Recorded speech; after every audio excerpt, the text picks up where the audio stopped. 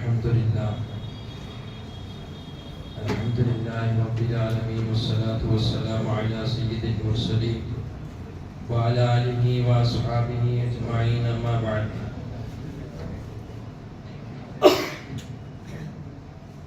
فقد قال الله تعالى في القرآن العظيم وفي الفرقان المجيد أعوذ بالله من الشيطان الرجيم بسم الله الرحمن الرحيم قال ما منعك ألا تسجد إذ أمرتك قال أنا خير منه خلقتني من نار وخلقته من طين صدق الله العلي العظيم.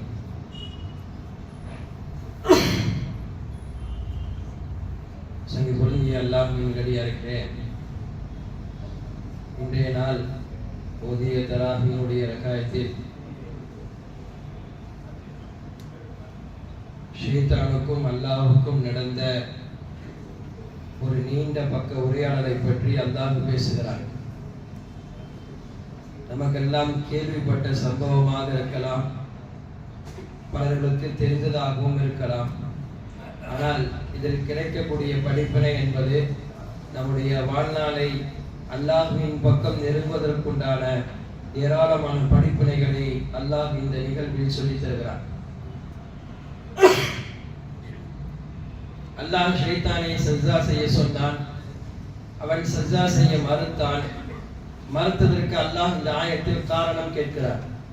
قال ما منعك الا تسجد اذ امرتك, உன்னை ஆதமுக்கு சஜ்தா செய்வதை விட தடுத்தது எது என்று அல்லாஹ் கேட்கிறார். அல்லாஹ் கேட்ட கேள்விக்கு கொஞ்சம் கூட அச்சம் இல்லாமல் ஷைத்தான் சொன்ன பதிலையும் அல்லாஹ் குர்ஆனில் பதிவு செய்கிறான். காலா அன கைரும் மின்ஹு خلقتني من نار وخلقته من طين. ரஹ்மானே, நீ என்னை எப்படி படைத்தாய்? நெருப்பால் படைத்தாய். ஆனால் ஷைத்தானையோ நீ களிமண்ணால் படைத்தாய். எனது படைப்பு என்பது உயர்ந்தது, ஆதமுடைய படைப்பு என்பது மிக தாழ்ந்தது என்று ஷைத்தான் சொன்னான். இந்த சொல்லை கேட்டு அல்லாஹ் மறுபடியும் பதில் சொன்னான். قال فهبط منها فما يكون لك ان تكبر فيها. இவ்வளவு நீ பேசிவிட்டாயே, நீ வெளியேறு. உனது கிப்ரின் காரணமாக, உன்னுடைய தற்பெருமையின் காரணமாக இந்த சுவனத்தை விட்டு நீ வெளியே போ என்று ஷைத்தானுக்கு அல்லாஹ் கட்டளையிட்டு ஃபஹ்ருஜ் இன்னக மினஸ் ஸாகிரீன், நீ சிறுமைப்படுத்தப்படுவோரிலிருந்து ஆகிவிட்டாய், கேவலப்படுத்தப்படுவோரிலிருந்து ஆகிவிட்டாய் என்று சொன்னான். சுமார் 2 பக்கத்திற்கு அல்லாஹ் ஷைத்தானுடைய இந்த உரையாடலை பேசுகிறார். அடுத்து அல்லாஹ் சொன்னான். அல்லாஹ் சொன்ன வார்த்தை கால அன்துரி இலா யௌமி யுபஅஸூன். அப்ப ஷைத்தான் கேட்டான், வெளியே போ என்று சொல்லிவிட்டாய், அப்ப அந்த பூமிக்கு போக சொல்கிறாய், எனக்கு நீ அவகாசம் கொடு. இலா யௌமி யுபஅஸூன், எப்படிப்பட்ட அவகாசம் என்றால் என்னை நீ மௌத்தாக்க கூடாது, எனக்கு மரணமே வரக்கூடாது, என்னை மட்டும் கியாமத் வரையும் வாழ வைக்க வேண்டும் என்ற அவகாசத்தை ஷைத்தான் கேட்டான். அல்லாஹ் சொன்னான், கால இன்னக மினல் முன்திரீன், தொலைந்து போ, நீ கேட்டதை எல்லாம் கொடுக்கிறேன், உன்னால் என்ன செய்ய முடியுமோ செய்து கொள் என்று ஷைத்தானுக்கு அல்லாஹ் பதில் சொன்னார். அடுத்தும் அல்லாஹ் பேசக்கூடிய வார்த்தை, ஷைத்தான் பேசக்கூடிய வார்த்தை, நீ நினைத்து கொண்டிருக்கிறாய் என்னை போல் எல்லோரும் உனது சொல் கேட்பார்கள், நான் தான் சொல் கேட்கவில்லை என்று நினைத்திருக்கிறாய். அப்படி அல்ல, உன்னுடைய அடியார்களில் ஏராளமான பேர்களை நல்வழியை விட்டும் நான் வழிகெடுப்பேன். எப்பொழுதெல்லாம் அவர்கள் நலவு செய்ய வேண்டும் என்று நினைக்கிறார்களோ அப்போதெல்லாம் அவர்களுக்கு நான் தீங்கையை விளைவிப்பேன் என்று அல்லாஹ்விடம் சவால் வார்த்தைகளை சொன்னான். சொன்ன அவன் எந்த அளவுக்கு தெளிவாக பேசுகிறான் அதையும் அல்லாஹ் குர்ஆனில் பதிவு செய்கிறான். ثُمَّ لَآتِيَنَّهُم مِّن بَيْنِ أَيْدِيهِمْ, அவனுடைய முன்பக்கமும் நான் வருவேன். وَمِنْ خَلْفِهِمْ, அவன் பின்னாலும் நான் வருவேன். وَعَنْ ஐமானிஹிம், அவருடைய வலதுபுறமும் நான் வருவேன். வஅன் ஷமாயிலிஹிம், அவருடைய இடதுபுறமும் நான் வருவேன். வலா தஜிது அக்ஸரஹும் ஷாக்கிரீன், அவனை நன்றி செலுத்தவே விடாதவாறு நீ அவனை பெற்றுக்கொள்வாய், நான் அப்படி அவனை ஆக்கி விடுவேன் என்று ஷைத்தான் சவால் விடுகிறான். அடுத்து அல்லாஹ் சொன்னான், கால ஹுருஜு மின்ஹா மத்மூமன் மத்ஹூரா, விரட்டப்பட்டவனாக சபிக்கப்பட்டவனாக இந்த இடத்தை விட்டு வெளியே போ என்று அல்லாஹ் சொல்லிவிட்டு கடைசியாக ஷைத்தானுக்கு அல்லாஹ் சொன்னான், லமன் தபியக மின்ஹும், உன்னையும் சரி லஅம்ல அன்ன ஜஹன்னம மின்கும், உன்னையும் சரி உன்னை பின்பற்றிய அத்தனை பேருக்கும் நான் நரகத்தை தயாராக வைத்திருக்கிறேன் என்று சொல்லி முடிக்கிறார். அடுத்து நீண்ட போய் கொண்டிருக்கிறதே, அதுதான் சஜ்தா செய்தது ஆதம் அலைஹிஸ்ஸலாமுக்கு. எல்லா மலக்குகளும் அதை பற்றி அல்லாஹ் விவரமாக பேசுகிறார். இந்த அத்தியாயத்தில் சுமார் 2 பக்கம் அல்லாஹ் ஷைத்தானிடம் கூறிய இந்த உரையாடலை கூறுவதற்கு காரணம் என்னவென்றால், இப்படி ஊசலாட்டப்படக்கூடிய ஷைத்தான் எப்படியெல்லாம் நம்மிடத்தில் ஊடுருவான், அவனிடமிருந்து எப்படியெல்லாம் நாம் பாதுகாப்பு தேட வேண்டும் என்பதையும் முஃபஸ்ஸிரீன்கள் இந்த ஆயத்தின் மூலம் நமக்கு விளக்கி தருகிறார்கள். முதலில் உலகத்தில் அல்லாஹ் கொடுத்த பாக்கியத்திலே பெரிய பாக்கியம் என்பது அவன் கொடுக்கக்கூடிய இறை பொருத்தம். அந்த இறை பொருத்தத்திற்கு தடையாக யார் வந்தாலும் அவர்களை தூக்கி எறியப்பட வேண்டும், எப்படிப்பட்டவர்களாகவும் இருக்கலாம். அப்படி வந்தால் அவர்களை அல்லாஹ்வுக்கு முன்னால் வைத்து நாம் பார்க்க முடியாது. எனவேதான் தமிழிலும் ஒரு பழமொழி சொல்வார்கள், உலகத்தில் உனது எதிரியை உனது நண்பனை தெரிவதை விட உனது எதிரியை நீ அறிந்து கொள், வாழ்வில் பலம் பெறலாம் என்று சொல்வார்கள். இது உலகத்திற்கும் பொருந்தும், மறுமைக்கும் பொருந்தும். அல்லாஹ் மறுமையை கவனித்து ஆகப்பெரிய எதிரியாக ஷைத்தானை முன்வைத்து பேசுகிறார். இன்ன ஷைத்தான அது ஃபத்தஹிது அதுவா, ஷைத்தான் உங்களுடைய எதிரிகளிலே ஆகப்பெரிய எதிரி, நீ அவனை எதிரியாக எடுத்துக் கொள்ளுங்கள் என்றே அல்லாஹ் கட்டளை இடுகிறார். அப்ப அல்லாஹ் இவ்வளவு பேசுகிறான் என்றால் ஷைத்தான் எவ்வளவு பெரிய எதிரியாக இருந்தால் அல்லாஹ் இவ்வளவு பேசியிருப்பான். இவ்வளவு அல்லாஹ்விடத்திலே நீண்டமாக ஷைத்தான் தைரியமாக பேசியதற்கு என்ன காரணம் என்றால், சர்வசாதாரணமாக புதிதாக எல்லாம் அல்லாஹ்ட்ட இதை பேச முடியாது. அவன் எப்படி இருந்தவன், அவன் எப்படி ஆக்கப்பட்டான், அவனுடைய அந்தஸ்து உலகத்தில் எந்த மலக்குக்கும் கொடுக்கப்படவில்லை. ஆரம்ப கட்டத்தில் அல்லாஹ் அப்படி அவனை உயரத்தை வைத்து பார்த்தான். மிகப்பெரிய அளவிலே அவனுக்கு தரஜாக்கள் கொடுக்கப்பட்டது. அவனுடைய பெயரே அஸாஸில் என்று சொல்லப்பட்டது. இன்னும் எந்த அளவுக்கு ரிவாயத்தில் எழுதுகிறார்கள் என்றால், வானுலகத்தில் ஷைத்தான் சஜ்தா செய்யாத இடமே இல்லை, அவ்வளவு அல்லாஹ்வை வணங்கி இருக்கிறான். அப்படி செய்த வணக்கங்கள் ஒரே ஒரு சஜ்தாவினால் அல்லாஹ் அவனை தூக்கி இருக்கிறான் என்றால் யோசிக்க வேண்டும். அல்லாஹ் சில நேரங்களில் சில விஷயங்களை செய்ய சொல்வான். அவன் செய்ய சொல்லக்கூடிய விஷயங்களில் ஏதேனும் மரமுரண்டு பிடித்தால் அவர்களை அல்லாஹ் நேசிக்க மாட்டான். ஷைத்தானை போல அல்லாஹ் தூக்கி எறிந்து விடுவான். பல இடங்களில் ஷைத்தான் என்று சொல்வான். இன்னும் சில இடத்தில் அல்லாஹ் இப்லீஸ் என்று சொல்வான். பல பேர்களுக்கும் கூட இது என்ன ஷைத்தான், இது என்ன இப்லீஸ், மறுபடியும் வருகிறதே என்று நினைப்பார்கள். முஃபஸ்ஸிரீன்கள் இதற்கு இப்படியும் சொல்லித் தருகிறார்கள். ஷைத்தான் என்று எங்கெல்லாம் அல்லாஹ் பேசுகிறானோ அது சாதாரணமாக இருக்கக்கூடிய பலவிதமான ஷைத்தான்கள். ஆனால் இப்லீஸ் என்று எங்கு அல்லாஹ் பேசுகிறானோ அவன் தான் அனைத்து ஷைத்தானுக்கும் தலைவன் என்று சொல்லித் தருகிறார்கள். எனவே இவன் உலகத்திற்கு அனுப்பப்பட்ட மிகப்பெரிய ஒரே ஒரு நோக்கம் மனிதர்களை வழியெடுப்பது. எப்படியெல்லாம் மனிதர்களை வழியெடுக்க வேண்டும் என்ற யோசனையிலே அவன் இருப்பான். எந்த அளவுக்கு அல்லாஹ் அவனுக்கு சக்தியை கொடுத்திருக்கிறான், தொழுகைக்குள்ளேயும் அவனால் வர முடியும். அதனாலதான் நம்ம தொழுது கொண்டே இருக்கும் பொழுது நமக்கே யோசனை வரும், ஃபர்துதான் தொழுகிறோம், 4 ரக்காத் தான் தொழுகிறோம், சில நேரங்களில் 3வது ரக்காத்ல இருக்கிறோமா 4வது ரக்காத்ல இருக்குமா என்பதில் உச்சகட்ட ஷைத்தானுடைய ஊசலாட்டம் என்பது அந்த நேரத்தில் நம்மை குழப்புவது. என்ன செய்யறது தெரியாது, தடுமாறி போயிடுவார். இன்னும் பல பேர்களுக்கு சிறுநீர் கசிவு ஏற்படும். உண்மையிலே இருந்தால் அதுக்கு ட்ரீட்மெண்ட் எடுக்க வேண்டியதான். ஆனா சில பேருடைய நினைப்பு போட்டு நான் சஜ்தாக்கு போகும் பொழுது எங்கே ஏதாவது பட்டிருக்குமோ, வந்திருக்குமோ, தொழுகை கூடாம போயிருக்குமோ என்று பல முறைகளில் பல பேர் சொல்லுவார்கள். எல்லாம் சொல்லப்படுகிற ஹதீஸ்களில் இப்படித்தான் ஷைத்தான் உங்களுக்கு ஊசலாட்டத்தை கொடுத்து கொண்டே இருப்பான். கடைசியில் எப்படியாவது உங்களுடைய அமல்களை அல்லாஹ்விடத்திலே ஒன்றுமே இல்லாமல் ஆக்குவதற்கு முயற்சிப்பான். உங்களுடைய ஊசலாட்டங்களை பற்றி இது போல ஹதீஸ்கள் சொல்லப்படுது. அதே மாதிரி அல்லாஹ் ஷைத்தானுக்கு ஒரு தனி வேடத்தை கொடுக்கல. நம்ம நினைக்கிற மாதிரி கை இல்லாம கால் இல்லாம அப்படிலாம் வருவான், அப்படிலாம் கிடையாது. ஷைத்தானுக்கு தனி உருவம் அல்ல. ஷைத்தான் வரக்கூடியது யாரின் வேஷத்தில் வேண்டுமானாலும் அவன் வருவான். அந்த சக்தியை அல்லாஹ் ஷைத்தானுக்கு கொடுத்திருக்கிறான். தனி உருவம் எடுத்து அவன் வர முடியாது. அவன் எந்த நேரத்தில் யாரின் வேடத்திலும் வருவதற்குண்டான வாய்ப்புகளை அல்லாஹ் அவனுக்கு கொடுத்திருக்கிறான். வலிமாராக வருவான், பெரிய இறைநேசர்களாக வருவான், ஏன் நபிமார்களுடைய வேடத்திலும் கூட வருவான். குர்ஆனே சொல்கிறது, சுலைமான் அலைஹிஸ்ஸலாமுடைய வேதத்தில் அவன் வந்தான். நீ சம்பவமாக குர்ஆன் பேசுகிறது, சுருக்கமாக கேட்கலாம். சுலைமான் அலைஹிஸ்ஸலாமுக்கு அல்லாஹ் தஆலா எல்லா விதமான உலக ஆட்சி அதிகாரத்தையும் கொடுத்தார். எல்லா ஆட்சி அதிகாரமும் சுலைமான் அலைஹிஸ்ஸலாம். எல்லாம் அவர்களுக்கு கட்டுப்பட வேண்டும். அப்படி ஆட்சி அதிகாரத்தை குறித்த சுலைமான் அலைஹிஸ்ஸலாமுக்கு அல்லாஹ் ஒரு மிக அதிசயமாக ஒரு மோதிரத்தை கொடுத்திருந்தார். அந்த மோதிரத்தில் அல்லாஹ்வுடைய பெயர் இருக்கும். இன்னும் சொல்ல போனால் அந்த நேரத்தில் இருந்த சூனியக்காரருடைய சூனிய புத்தகம் எல்லாம் வைத்து ஒரு இடத்தில் மறைத்து புதைக்கி வைக்கப்பட்டது. ஏன்? அந்த புத்தகத்தை திரும்ப எடுத்து படித்து ஏராளமானவர்கள் வழிகெடுத்து விடுகிறார்கள், ஏராளமானவருடைய பகுதி மாறி போய்விடுகிறது என்பதற்காக அந்த சூனிய புத்தகத்தை ஒரு இடத்தில் போட்டு மறைக்கப்பட்டு வைத்திருந்தது. அந்த புத்தகம் எங்க இருக்கிறது? அந்த ரகசியமும் அந்த மோதிரத்தில் இருந்தது. இப்படி ஏராளமான அந்த மோதிரத்தில் ஏராளமான ரகசியங்கள் புரிந்த மோதிரத்தை எப்போதும் சுலைமான் அலைஹிஸ்ஸலாம் தன்னுடைய வெட்களில் போட்டுக் கொண்டே இருப்பார்கள். மிக அத்தியாவசியமான நேரத்தில் மட்டும்தான் அதை காட்டுவார்கள். சொல்லப்போனால் கழிவறைக்கு போகும்போது மட்டும்தான் அல்லாஹ்வுடைய பெயர் போட்டிருக்கிறது என்பதனால் கலட்டி தனது மனைவியிடம் கொடுத்து விட்டு போவார்கள். இப்படி ஒரு நேரம் கொடுத்து விட்டு போயிட்டு வந்து கேட்கும் பொழுது மனைவி சொன்னாங்க, இப்பதான் வந்து கேட்டீங்க, நான் உங்கள்ட்ட தான் கொடுத்தேன்னு சொல்றாங்க. இப்ப வந்தது யார் என்று சுலைமான் அலைஹிஸ்ஸலாமுக்கு தெரிந்தது. வந்தது ஷைத்தான். சுலைமான் அலைஹிஸ்ஸலாமுடைய ரூபத்திலே வந்து வாங்கி விட்டு போய்விட்டார். சுலைமான் அலைஹிஸ்ஸலாம் அப்ப கேட்ட துஆ ஒன்றுதான், யா அல்லாஹ், இந்த மோதிரத்தின் தரக்கூடிய தீங்குகளிலிருந்து நான் உன்னிடத்திலே பாதுகாப்பு தேடுகிறேன் என்று துஆ செய்தார்கள். இதற்காக சொல்ல வருகிறேன், அல்லாஹ் அவனுக்கு கொடுத்த சக்தி அது. எந்த வேடத்தில் வேண்டுமானாலும் ஷைத்தானால் வர முடியும். ஆனால் ஒரே ஒரு வேடத்தில் வர முடியாது என்று சொன்னால் பெருமானார் ஸல்லல்லாஹு அலைஹி வஸல்லம் அவருடைய வேடத்தில் மட்டும்தான் ஷைத்தானால் உருவெடுக்க முடியாது.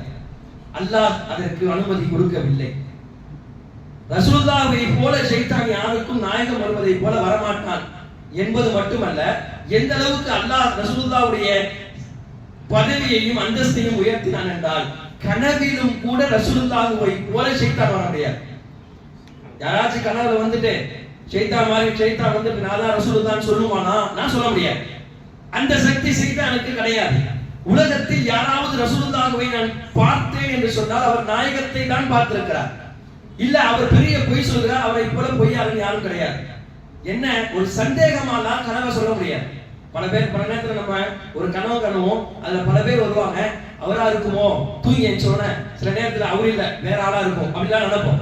கனவுகள் சில நேரங்களில் தெளிவாக தெரியாது, கொஞ்சம் மறைமுகமாகவும் இருக்கும். ஆனால் பெருமானார் ஸல்லல்லாஹு அலைஹி வஸல்லம் மட்டும் கனவில் கண்டால் இதுல மறைமுகம் எல்லாம் கண்ட ரசூலுல்லாஹ்வே சொன்னார்கள், என்னை கண்டார் என்றால் அவர் என்னை தான் கண்டிருக்கிறார். மன் ரஆ மின்கும் ஃபில் மனாமி ஃபகத் ரஆனி, ரசூலுல்லாஹ் சொன்ன ஹதீஸ். யார் என்னை கனவில் கண்டாரோ அவர் என்னை மட்டும் தான் கண்டிருக்கிறார்கள் என்றார்கள் பெருமானார் ஸல்லல்லாஹு அலைஹி வஸல்லம். எனவே ஷைத்தானுக்கு பெருமானார் ஸல்லல்லாஹு அலைஹி வஸல்லம் உருவை உருவெடுத்து வருவதற்கு அல்லாஹ் தஆலா அந்த சக்தியை கொடுக்கவில்லை. ஷைத்தானை பற்றி இவ்வளவும் தெரிந்திருக்கிறது என்ன காரணம் என்று சொன்னால் ஒரே ஒரு நோக்கம்தான், நமக்கு வரக்கூடிய எந்த விதமான சூழ்நிலைகளும் அவனுக்கு சாதகமாக ஆகிவிடக்கூடாது. பல நேரங்களில் குறிப்பாக ரமதான் போன்ற நேரங்களில் நாம் குர்ஆன் ஓதுவோம், எடுத்து யாராவது வந்து பேசுவாங்க, நமக்கு தெரிஞ்சவர் தானே கொஞ்ச நேரம் கழிச்சு ஓதிக்கலாம் என்று மூடி வைப்போம். இப்போ நம்ம அவரை ஷைத்தான் சொல்லல, அவர் ரூபத்தில் பல நேரங்களில் ஷைத்தான் அப்படி வருவான். அவருடைய நோக்கம் ஒன்றுதான், இவனை நல்ல வழியிலிருந்து எப்படியாவது திருப்பி விடுவது. துலுகிறதுக்காண்டிதான் பள்ளிக்குள்ள வந்திருப்பாரு, பல நேரத்துல துலுகாமையே பள்ளியை விட்டு வெளியே போயிடுவார். எல்லாம் நினைத்து கொண்டுதான் வருவான். அவன் நினைத்தவுடன் ஷைத்தான் சொல்லிவிடுவான், எப்படியாவது இவரை இந்த இடத்திலிருந்து வெளியேற்ற வேண்டும். எந்த அமலை ஷைத்தான் செஞ்சாலும் என்ன செய்ய சொல்ல மாட்டானா, நீ இந்த அமலை செய்யாத, இது செஞ்சா அல்லாஹ்வுடைய பொருத்தம் கிடைக்காது என்று சொல்ல மாட்டான். நம்மளே ஃபஜர் கண்டிக்கணும், தஹஜ்ஜுத் கண்டிக்கணும் நினைப்போம். அப்ப நினைக்கிறதுக்கும் அவன் உள்ள வர மாட்டான், நினைச்சு அலாரம் வைப்போம், அப்பயும் வர மாட்டான்.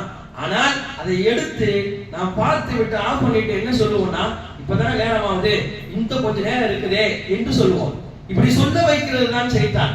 எந்த அமல்களையும் செய்யக்கூடாது என்று சொல்ல மாட்டான். ஆனால் காலம் இருக்கிறது, நேரம் இருக்கிறது. ஹஜ்ஜை வயதானவர்கள் செய்யலாம், உங்களுடைய பிள்ளைகள் உங்களை அனுப்பி வைப்பார்கள். இந்த மாதிரி காலத்துல நீங்க ஹஜ் செஞ்சிட்டீங்கன்னா அப்புறம் பிள்ளைகளுடைய கல்யாணத்தையும் பிள்ளைகளுடைய வசதி வாய்ப்புக்கும் யார் பாப்பா? இப்போ உங்க பொறுப்புல இருக்கக்கூடிய ஹஜ்ஜை நான் காலம் கடந்த பிறகு உங்களுடைய பிள்ளைகள் பொறுப்பெடுத்து அனுப்பி வைப்பாங்க. கடமை அவ்வளவுதான். நீங்களே உங்க பணத்துல செஞ்சாலும் கடமை நிறைவேறும், உங்க பிள்ளைகளுடைய பணத்துல செஞ்சாலும் கடமை நிறைவேறும். பலவிதமான சூழ்ச்சிலாட்டங்கள், பலவிதமான குழப்பங்கள், அத்தனைக்கும் பின்னால் ஒருவன் ஷைத்தான் மட்டும்தான். இதையெல்லாம் யார் சரியாக அறிந்து வைத்திருந்தால் என்றால் உலகத்தில் அல்லாஹ் மட்டும்தான் அவனை பற்றி புரிந்து வைத்திருந்தான். வேற யாருக்கும் ஷைத்தானை அறியக்கூடிய அளவுக்கு திறமை கிடையாது. ஷைத்தானுடைய நுணுக்கங்களும் அவனுடைய பேச்சுவார்த்தைகளும் யாருக்கும் புரியாது. நபிமார்களுக்கே புரியவில்லை ஷைத்தான் பேசக்கூடியது. நபிமார்களே ஏமாந்து போனார்கள், அவனுடைய வலையிலே சிக்கியுண்டார்கள். அவன் நல்லதுதான் செய்வான் என்று பல நபிமார்கள் நினைத்தும் கொண்டார்கள். கஸஸுல் அன்பியா என்ற நபிமாருடைய வரலாற்றில் ஒரு நிகழ்வு பதிவு செய்யப்பட்டிருக்கிறது. சில பேர் தஃசீரிலும் பதிவு செய்கிறார்கள்.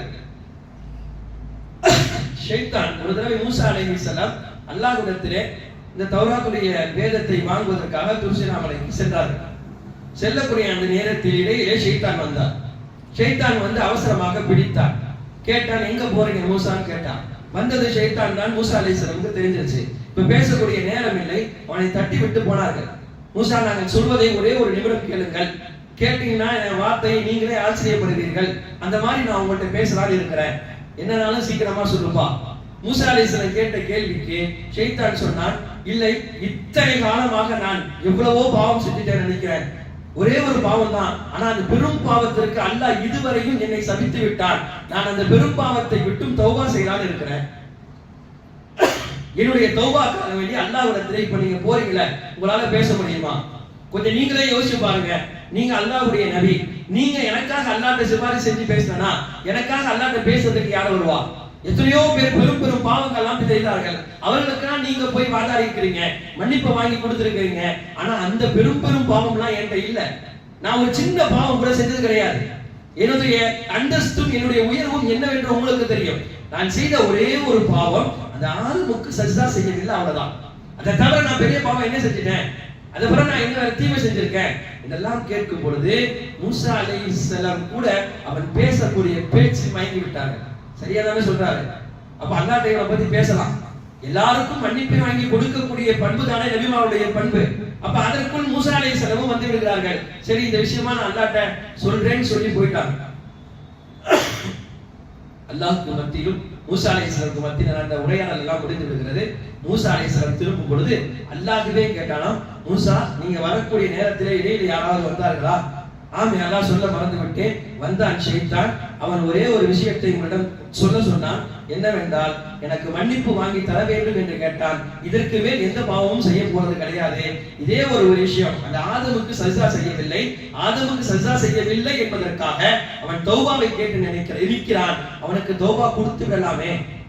மூசா அலைஹிஸ்ஸலாம் சிபாரிசு செய்யும் அளவுக்கு ஆக்கி விட்டான் ஷைத்தான். கொடுத்துலாம்ல, அவன் என்ன தௌபா கேட்டா மன்னிச்சிடலாம்ல என்று அல்லாஹ்விடத்திலே மூசா அலைஹிஸ்ஸலாம் பேசக்கூடிய நிலை. அப்ப அல்லாஹ்வுக்கு மட்டும்தான் தெரியும் அவன் எப்படிப்பட்டவன். அப்ப மூசா அலைஹிஸ்ஸலாமுக்கு அல்லாஹ் சொன்னான், ஆமா செஞ்சிடலாம், கொடுத்துடலாம், தௌபா கொடுத்துடலாம், ஒண்ணு சொல்றவனா, அன்னைக்கு நான் சொன்ன அந்த வாக்கு இன்றும் இருக்கிறது. நான் ஒரு வாக்கு கொடுத்தேனே, அந்த வாக்கு இன்றும் இருக்கிறது. என்னன்னா, ஆதம் அலைஹிஸ்ஸலாமுடைய கபர் இருக்கிறது. ஆதம் அலைஹிஸ்ஸலாமுடைய கபருக்கு ஒரே முறை சஜ்தா செய்யட்டும், ஒரே ஒரு முறை. அங்க ஒரு முறை செய்யவில்லை, அந்த ஒரு முறை இங்கு செய்யட்டும். இப்ப அந்த சஜ்தா செய்தாலும் கூட போதும், அவனுக்கு அதுதான் தௌபா. நான் பெருசா எதுவும் சொல்லல. மூசா அலைஹிஸ்ஸலாம் சந்தோஷப்பட்டாங்க. அல்லாஹ் தௌபானும் போது வேற மாதிரினா தௌபா கொடுத்துட்டா என்ன செய்ய அப்படின்னு நினைச்சிட்டு இருந்தாங்க.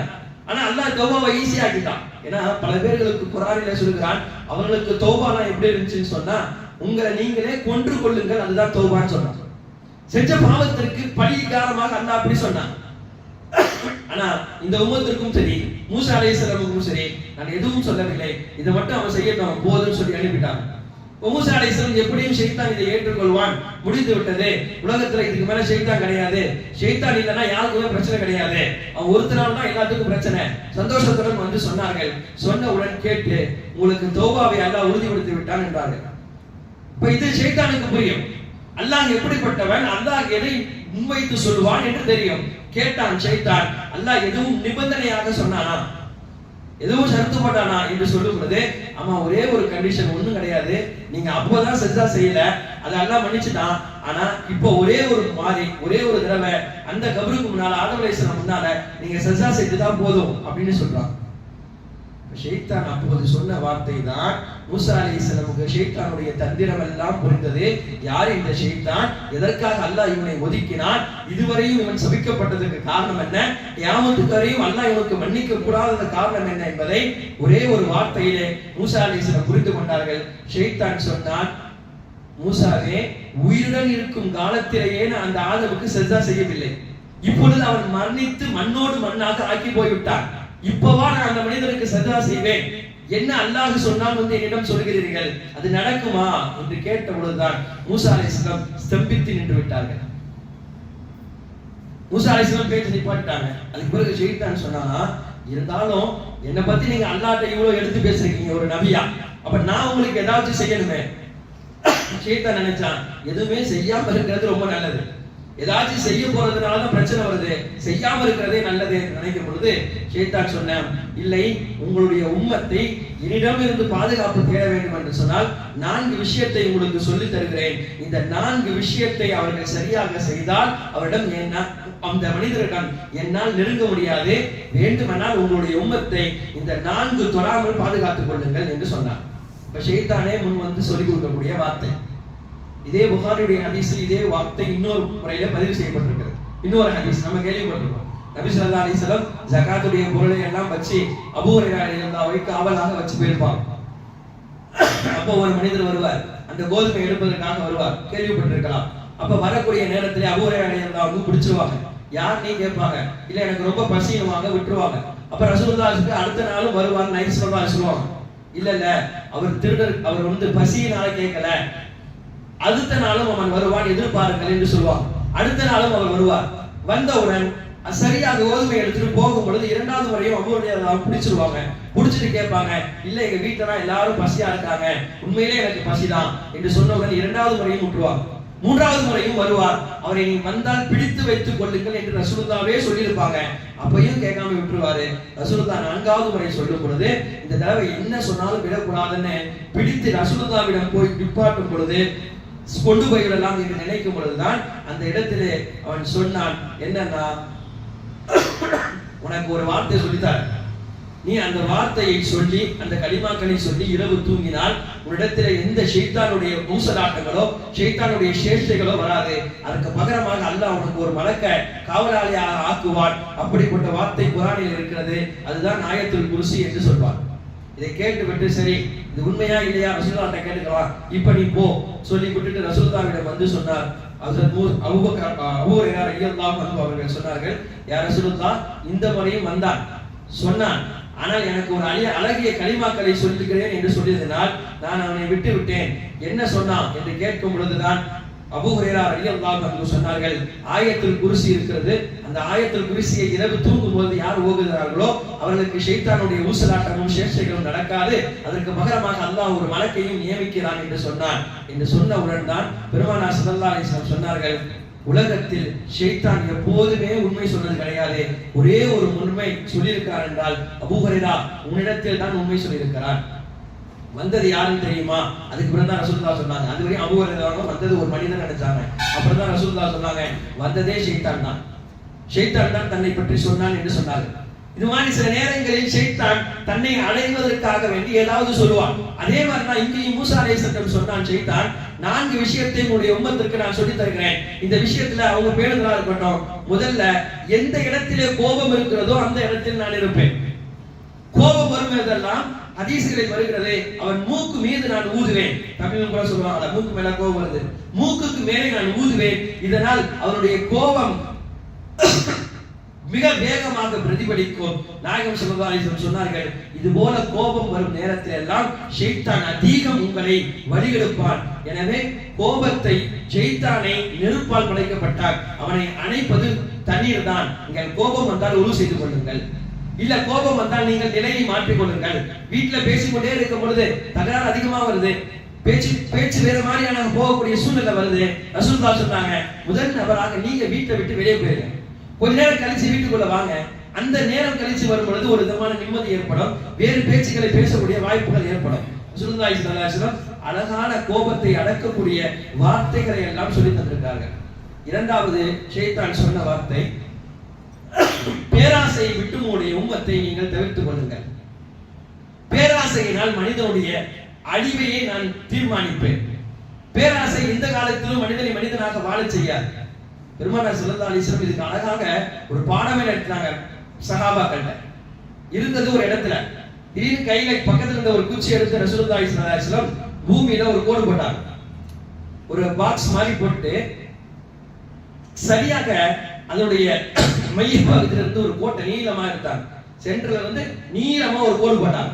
கோடு போட்டு வலதுபுறம் ஒரு கோடு, இடதுபுறம் ஒரு, அடுத்து வலதுபுறம் ஒரு சின்ன கோடு, இடதுபுறம் ஒரு சின்ன கோடு, இப்படியே போட்டுட்டே போனாங்க.